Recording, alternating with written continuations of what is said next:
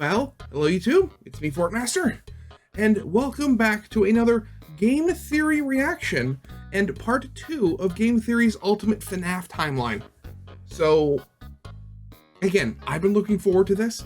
I know last week's part 1 was a lot of conjecture, just like more theorizing, basically, and more just trying to craft a story, but I did like that.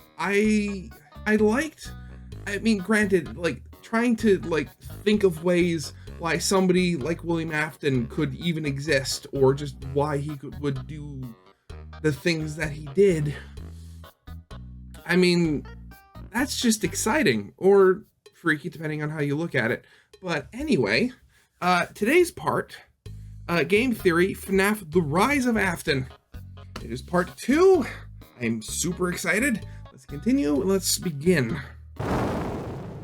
Hello Internet, welcome to Game Theory, and officially page 7 of the FNAF timeline script. Out of how Last many? time we covered the origins of Freddy's. We talked about William Afton's childhood dream project of making Billy, a singing bear right? come to life, and the infuriating moment that his dream is copied by a rival restaurant franchise looking to steal away his success. The merger of the two franchises results in William meeting Henry, a brilliant designer with a knack for robotics. Working together, they make Fredbears flourish, spawning popular Saturday morning cartoon shows, toy lines, and spin-off restaurants under the Fazbear name. When last we left him, Afton was thriving, the world of robotics opening his eyes to new and exciting ways of bringing characters to life. Bringing things to life, yeah, that was his core driving force, his passion. And it was this very passion that would mutate, twist, and morph from here on out in the story. Because with life, there is inevitably death. Something that Afton would become intimately familiar with. But before Afton acquaints himself with death, I want you to take some time to acquaint yourself with our newest channel. Guys, this is a huge moment for us theorists. For the last decade, we've had this 4-player controller icon, and now we finally fill in the final missing piece. What is it? Get ready for the rollout of our newest theorist channel.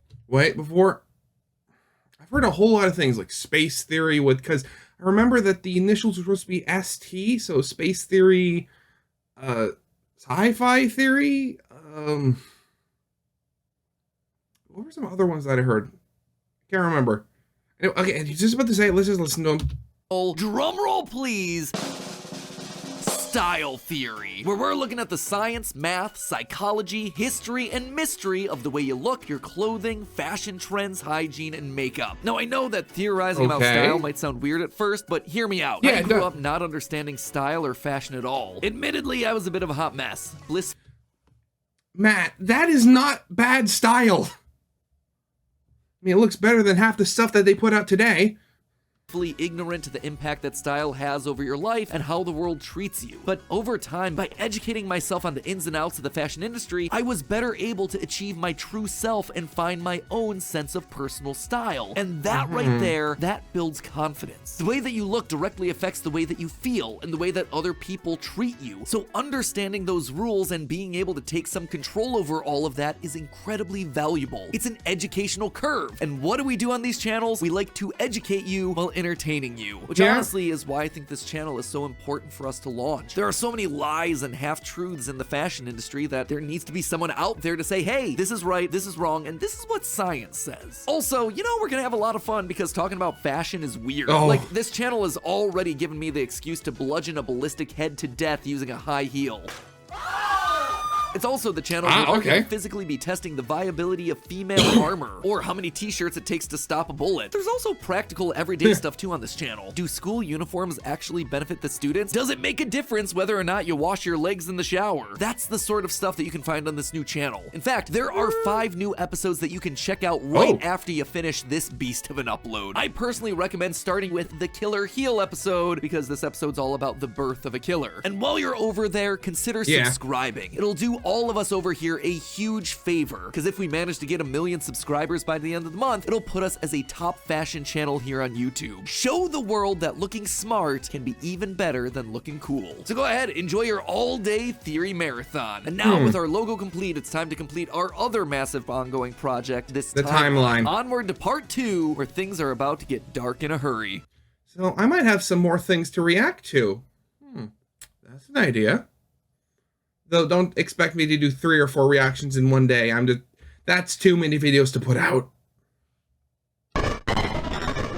Oh, I remember that. It's FNAF 3. 1983, business was booming with 2 whole restaurant franchises running, Fredbear's Family Diner and the newly opened Freddy Fazbear's Pizza. Together, William and Henry had been able to take the hybrid suit idea and make it into a reality. They called their new invention the Springlock suit, and fittingly enough, it was symbolic of the partnership between these two men. A human suit as designed by William that could become a freestanding Henry-style robot. But because it was still new tech with kinks to work out, the rollout was limited, restricted only to the Fredbear's Family Diner location. All of this meant that William was busier than ever. He didn't have time to be a full-time parent, so he designed a nanny cam system where cameras and speakers were hidden throughout the neighborhood, as well as in his youngest son's favorite toy, Psychic Friend Fredbear. I mean, plushy Fredbear. But since cameras just weren't enough to raise a kid, he also left childcare duties to his eldest son, Michael. There was just one problem with that. Michael was far from the best babysitter. He tormented his younger brother by jump scaring him with a foxy mask and constantly left him behind. William watched all of it from his cameras. Kids would be kids. Tomorrow was another day, after all. Except Michael's torment didn't stop. Bitter, angry thoughts would run through Michael's mind. Why did he have to be the one to take care of this whining crybaby all the time? It just wasn't fair. It was time that he got even with his brother by playing the ultimate prank. A prank that just so happened to be on this crying child's birthday. He and his friends would take his scared little brother and make him do the one thing that he was terrified of doing, stereotypical bad big brother. Animatronics. That would be embarrassing for the kid that was such an embarrassment to him. His brother squirmed, screamed, kicked, and fought, but just as they were putting that small, squirming boy up to Fredbear's lips, the mouth snapped shut. The sensitive spring locks inside the body had been triggered by the boy's movements, and they'd immediately clamped down. The wriggling stopped. The boy went limp, but it was just a prank. It was meant to be funny. The boy was taken to the hospital and was immediately given an IV. Flowers and pills filled the nightstand next to his hospital bed, but the damage was too severe. He couldn't recover. As the younger brother's consciousness began to fade, he could hear Michael's last words, a small and flimsy apology. But his father, Williams, through the voice of the Fredbear plush, were a firm and committed promise to a dying son. You're broken. I will put you back together. This would not be the end. No matter what, William's son would live again. It would just take time. Time that, right now, he just didn't have. His young son's heart flatlined as the boy faded into the inky unknown of the afterlife. In the aftermath of the tragedy, changes started happening around the restaurants. Kids were now required to wear security wristbands to prevent anyone from getting outside without parental permission. Any kid who approached the exit without permission would have to answer to the security puppet, a marionette on strings that could fly around on rails across the restaurant to stop kids in their tracks. It was William's idea, inspired by Michael constantly leaving the restaurant without his brother. In the wake of Fredbear's Springlock failure, all the hybrid suits were getting retired, locked away at the nearby Freddy Fazbear location. It was yet another tough pill to swallow after all the hard work that he and Henry had put into them. William would eventually bury the boy's small body in a remote location out in the woods right alongside his drive into and out of work every day. The death of this little boy sent the family spiraling. His wife, crippled with grief, was so distraught that all she could do was sit and watch TV. But his son Michael was far worse, complaining of seeing hallucinations of a golden bear standing outside of his window. The boy was so racked with guilt that he was convinced that he was being haunted by the ghost of his brother stuck inside the suit that took his life. Yeah, that would... three-toed feet digging into the wet earth. The words, "It's me," ringing through Golden Michael's Freddy. ears. Some nights, Michael would even go so far as to break out of his room to check the gravesite and ensure that his brother was still there. As for William himself, he disappeared into his work and his drinks. Junior's, the local bar, wasn't far from his son's gravesite. He found himself going there more and more frequently, spending longer and longer amounts of time there. The bar gave him a place to think, to remember,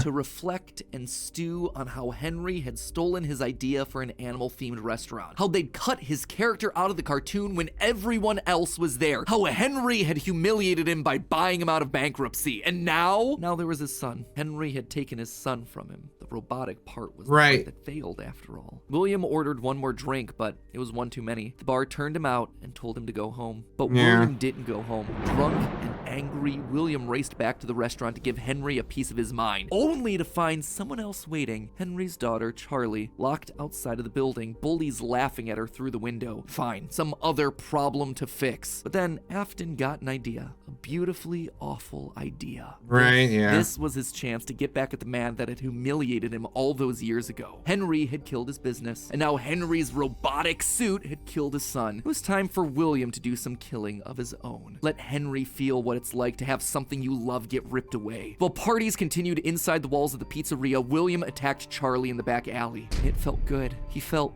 free. The years of resentment and bitterness trapped in his heart finally released in a moment of pure unapologetic evil. He would make Henry hurt like he hurts.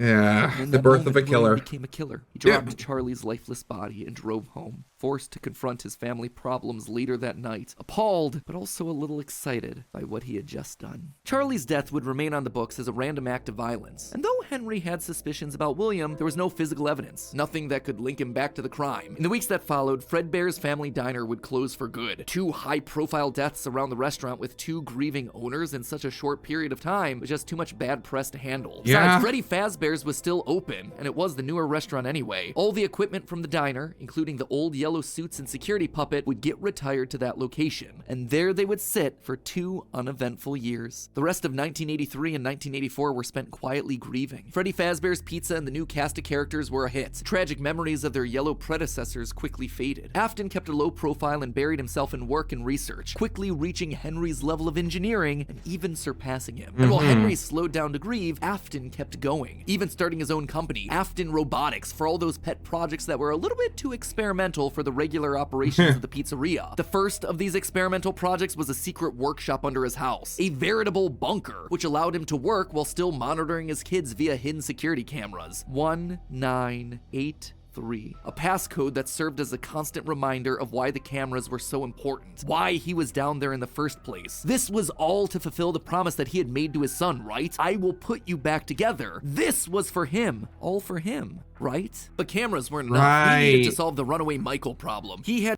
tell yourself whatever you want to say that it's like, oh, I didn't do anything wrong. To keep him in the house. He couldn't have another one of his kids wind up dead inside of an animatronic suit. So why not run a little experiment on Michael? You see, all this work with Henry had gotten Afton to start learning more about life, robots, the human mind, and what a fallible machine we as humans were. Our reality is so easy to manipulate with a few sensory deceptions. Deceptions like sound. With just a few sounds, he had discovered that he could alter a person's vision. He could transform blank, smooth plastic robots into lumbering, twisted nightmares. Nightmares far scarier than he could create with actual materials. They would appear organic, rotting, putrid, terrifying. These would be his means of keeping his son Michael in the house where he belonged. Was it extreme? Maybe. But then again, this was the boy who had killed his son. He would make him sorry. And so Michael would grow up not only dealing with the memories of his own guilt, the hospital room, the pills, the flowers, the death of his brother, but also facing literal nightmares, illusions created by sound. Michael would never forget these either. Years later, as a security guard, he would still draw pictures of them inside of his logbook. But all of these extra projects meant that his home life suffered even more. He was an absent father and a non-existent husband, leaving his wife cold and alone. Why do you hide the songs from Sister Location.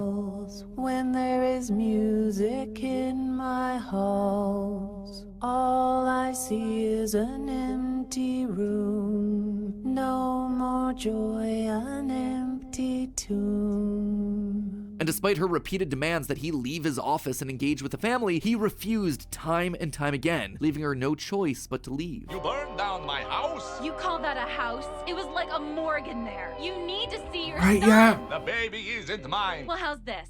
I'm keeping the diamond ring. And through it all, I forgot that was a theory that people were going on about, with like the vampire and the wife being, William and his wife. there was one lingering feeling. William wasn't done. He had gotten a taste of what it felt like to be unleashed, what it felt like to be free. Charlie's murder Do it had again. unlocked something in him, and he wanted more. June 26th, 1985. Putting on the golden Bonnie suit, he lured children one by one to the back room of the pizzeria when no one was looking. At first, he was cautious. He would lure them with promises of cake and cookies. He told them that their dog had died. He would ask for help with homework. Susie was the first. You never truly forget your first. I was the first. I have seen everything. But where to hide the bodies? He Good couldn't sneak custom out. night. Someone would see him. He had to hide them in a place where they'd never be found and where they'd never leave the building. They had to be stuffed inside of the suits. No one maintained those things anyway except for him. And so Susie would go into Chica. Fritz, Jeremy, and Gabriel would come next. But it was easy. It was too easy. And with each little life he snuffed out, his lies got bigger. Their house was burning. They're just being kidnapped. Until the last one where all pretense was off. He let himself get violent. Too violent. I'll just wait for him after school, throw a bag over his head, hit him with a shovel, and drag him into the back of my car. Body of Cat. I've completely forgot that people that was. Yeah, I remember people were for a while. People were theorizing that where like the high school toy chica from the Ultimate Custom Night was basically symbolizing Afton, right? Ugh. Cassidy was far more bloody and broken than any of the others. He'd let himself go too far. That one he shouldn't have killed. With no more active animatronics left, he shoved the body into the one suit that remained backstage. The long-forgotten yellow Fredbear, now broken and discolored with age. Broken, like Cassidy was broken, like his son was broken. Newspapers reported on this disappearance, naming the whole thing the missing children's incident. Police would even charge William with the crimes after finding security footage of the golden mascot suit luring kids to the back, but they couldn't convict him. They had no bodies, and his face had been hidden behind the mascot suit the entire time. What they had was circumstantial at best, and so he walked away a free man. But Henry knew the truth. In these murders, he saw his daughter Charlie all over again, so he threw Afton out of the company and shuttered the doors to the old pizzeria. Henry would keep the franchise quiet for 2 years. This would not happen again. This could not happen again. How could he protect the kids? Finally, he developed a solution. He would implement an even more extreme security system in the form of new animatronics, toy animatronics, inspired by the toys that they had been selling years ago. But these guys, these were special. Oh, is that why? Okay.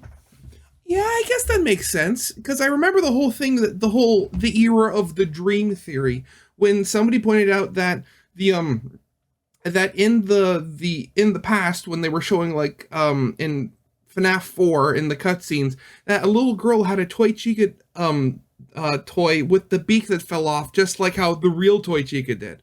Is that how they're connecting that the animatronics were based off the toy? Okay, yeah, I guess that makes sense.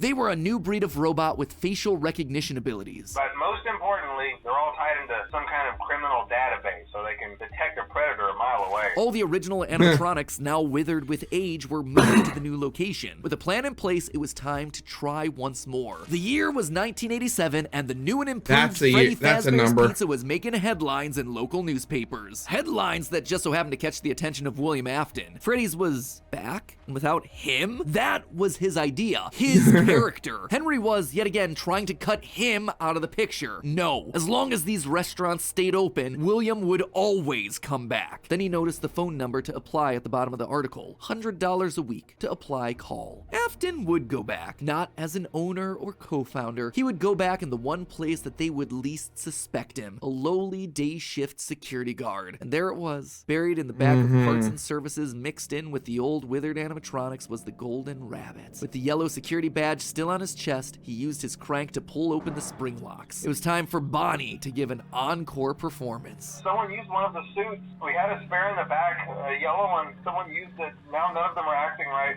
From what I understand, the building is on lockdown. No one is allowed in or out, especially concerning any previous employees. When we get it all sorted out, we may move you to the day shift. A position just became available. 1987, 5 more kids. He didn't know what felt better, getting back into the suit after 2 long years of waiting, or knowing how devastating this would be to Henry the next morning. He didn't even try to hide his crime this time, just meant more blood on Henry's hands. He'd failed to protect the kids again. The restaurant had only been open for a few weeks, but William was sure that this would get it to close. Good, if he couldn't have Freddy's, no one would. Whenever a new pizzeria opened, he would be there. But as he sat in his bunker, something else started to linger in William's mind. He had seen something strange. The old withered animatronics, they had been wandering around the building, spurred on by the puppet. It was almost like those old robots were trying to save the kids. Save them? They couldn't, obviously, but still, how were they moving? It was almost like they had been given life somehow. Did he have something to do with that? The following day, the news would report a security guard getting bitten by one of the animatronics during the day shift. Was that bite meant for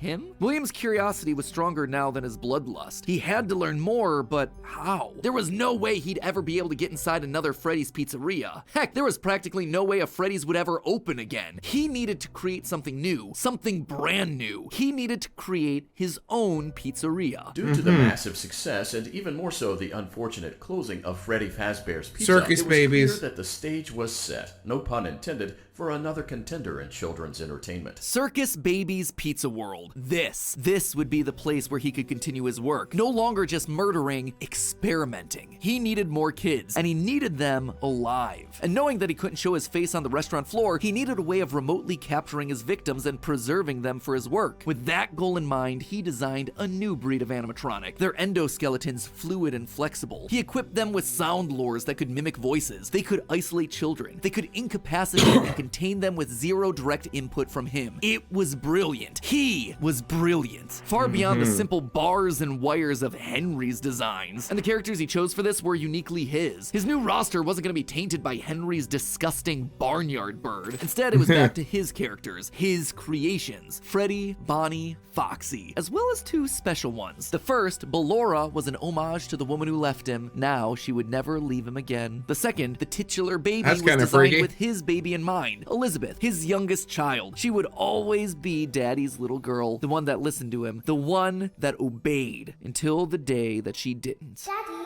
why won't you let me play with her? She's so pretty and shiny. Didn't you make her just for me? Yeah. The day before Circus Baby's Pizza World opened, she disobeyed. She didn't listen. Left alone with Baby, she got too close. The animatronic ripped in half and swallowed her whole. A scared and confused child fading into eternal darkness. By the time Afton found her, it was too late. She was gone. He immediately canceled the launch of Circus Babies under the guise of a gas leak. But wait, as he sat there at the foot of the stage, he noticed that something was different. Due to the eye leaks. color of the robot had changed. Baby had been built with blue eyes, but now they were emerald green, the same color as Elizabeth's. Was she in there? Could this all be connected to the free-moving animatronics that he had seen at Freddy's? He had to know more. His mourning turned to excitement. He had to return to where it all started. 1993. Pathetic. This place was pathetic. Henry had clearly tried to reopen one final time with those old original animatronics from so long ago, but William's damage to the brand had been permanent. These things stank of death. They hadn't been washed in decades. But even if they had, nothing could wash away the stink of murder that haunted these halls. One night, then another, then another. William repeatedly snuck into the old broken restaurant to lure the living animatronics to him, one by one dismantling them, robbing them of their endoskeletons. The metal had to be the secret. It had to contain the remnants of life itself. But he had to know for sure. Leaping out of a room that was invisible to the animatronics programming, he dragged the oversized robotic skeletons back to his underground workshop, back to where Circus Baby watched on with glowing, curious eyes. Eyes that somehow felt alive. Not knowing what else to do, William melted the robotic parts down. 5 animatronic endoskeletons reduced down to one silvery puddle of goo. Could he transfer this living metal to his own creations? He had to try. He picked up a syringe and filled it with the molten metal and injected the goo into Funtime Freddy's twisted, wiry endoskeleton. And suddenly the coils came to life. Like snakes writhing in a pile, what had once been cold, lifeless metal moved and jolted on its own. He'd done it! He had unlocked the secret to life itself. Except something was clearly wrong. The movements were erratic. They were violent, angry. Baby didn't act this way. She had been calm, collected. This was clearly something else, something mindless and frantic. Perhaps by mixing the souls and then portioning them out, he had created incomplete beasts. He would need to keep testing to truly understand it. He needed more of this remnant. More and more and more. This is how things get just so bad and so evil. Ugh.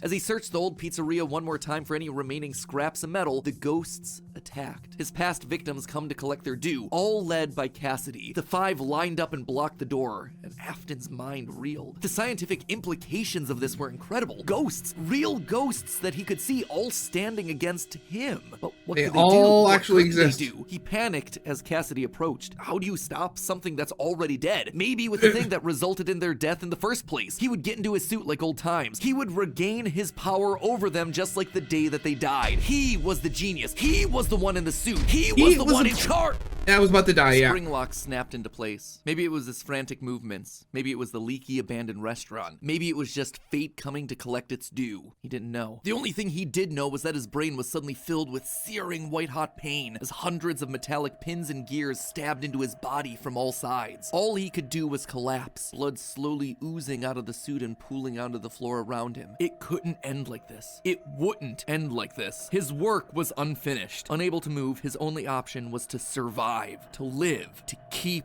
living. It took days lying in his own blood, but eventually someone found him, a security guard making a normal report. When he saw the animatronics torn apart in the middle of the party room floor, it caused him to file an immediate report of a break-in. An owner would have to come in and claim the damage, and who else would it be other than Henry? Hope jumped in Afton's heart. Henry would see him. They were partners after all. He would be the one to help save him, to get him out of this suit, to relieve him from this tremendous pain. Yeah, I don't think so, Afton. I don't think that's how that works. I don't think that's how trust works, friend. Henry entered the secret room. His eyes fell on Afton sitting there in the pool of red, and Henry, saying nothing, turned and walked away. This is just to inform all employees that due to budget restrictions, the previously mentioned safe rooms are being sealed at most locations, including this one. Nothing is being taken out beforehand, so if you left anything inside, then it's your own fault. Management also it is your own fault. Mentioned to family, friends, or insurance representatives. And so there Afton would sit, hanging on for 30 years, trapped behind the walls with an iron will that refused to die. End of this part. I say this part because it's not officially the end of the Afton era just yet, but this just felt like a really solid stopping point, and the episode has gone on forever. Okay, so most of this is things that we already knew. Stuff that's been established and re-established time and time again by the games. That said, there are two things that I absolutely have to address. The first and biggest is the placement of sister location, or more specifically, Elizabeth's death. To me, evidence in game seems to suggest that it was meant to come before the crying child's death in 1983. The biggest clue to this is that the crying child saw something. Remember what you saw is the phrase that's repeated over and over again by psychic friend Fredbear, aka William Afton speaking through a walkie-talkie in the Fredbear plushie's stomach. But what did he see? Well, I think we can tell based on how the nightmare animatronics are visualized. They have mouths in their stomachs, just like Baby ripping in half at the waist to swallow a kid. There's also the empty girl's room, one presumably left behind by a dead sister. And lastly, it explains why he's scared, and more specifically why Afton wants him scared. He needs his kids to stay away from the animatronics. He doesn't want them getting too close, because the last time one of his kids got too close to a robot, his daughter died. That's then why he sets up the nightmares, to scare both Mike and the crying child away from the animatronics from that point forward. That's why books like the Character Encyclopedia outright suggest that we play as the crying child in FNAF 4. That's why he has a nanny cam following the crying child everywhere, so he can keep tabs on his kids when they're out of his sight. He can't let another Elizabeth situation happen. The death of Elizabeth also gives William Afton extra motivation for killing. He's agreed. Well, wait a second. In the timeline, he specifically said this was like one of the last things that happened before his death.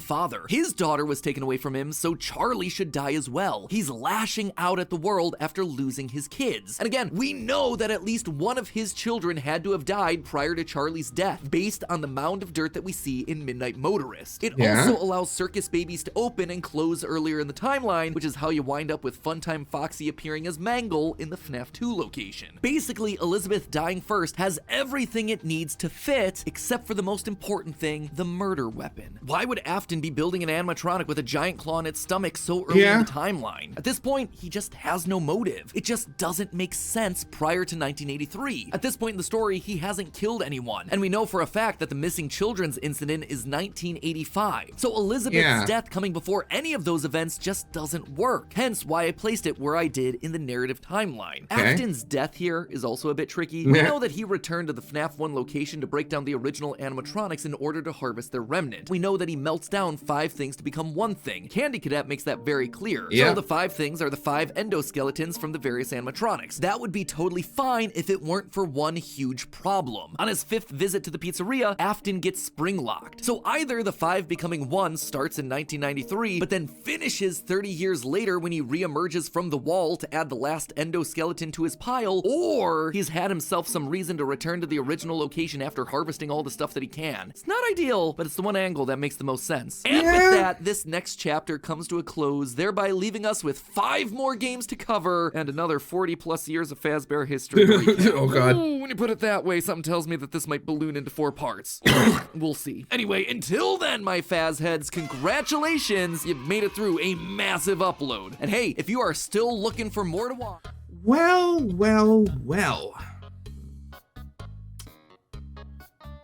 That's certainly, Again, I'm liking where this ultimate timeline is going. But I'm kind of wondering how he's going to weave in the newer games to it as well. Also, 40 years of timeline. Yeah, this might be a 4-parter for him.